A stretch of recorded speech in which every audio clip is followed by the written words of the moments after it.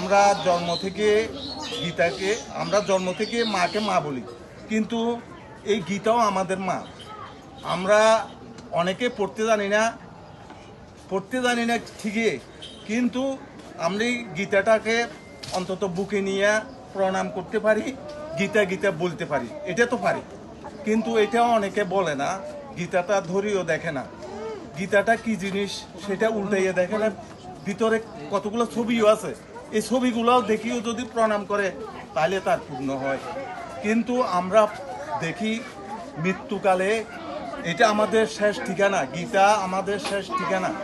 এই গীতাটা যখন মৃত্যুবরণ করে একটা মানুষ কোনোদিন গীতা ধরে দেখে নাই, গীতা কি জিনিস মুখে বলে নাই, গীতা বললে সে মুখে এনেছে, ওই লোকের বুকের উপর একটা গীতা দিয়ে দেয়, শেষ ঠিকানা।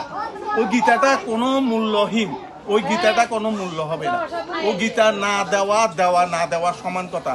তাই আমি সবার কাছে অনুরোধ করব, অন্তত যারা আজকের এইখানে উপস্থিত হয়েছেন সবাইকে পড়তে না পারলেও অন্তত গীতাটা নিয়ে বুকের মধ্যে দেন, একটু প্রণাম করেন, একটু চুমা দেন, একটু নমস্কার করেন, তাহলে আমাদের পূর্ণ হবে, শেষ ঠিকানা আপনাদের সার্থক হবে। এই বলে আমার বক্তব্য আমি এখানে শেষ করলাম। জয় গীতা, জয় গীতা, জয় গীতা।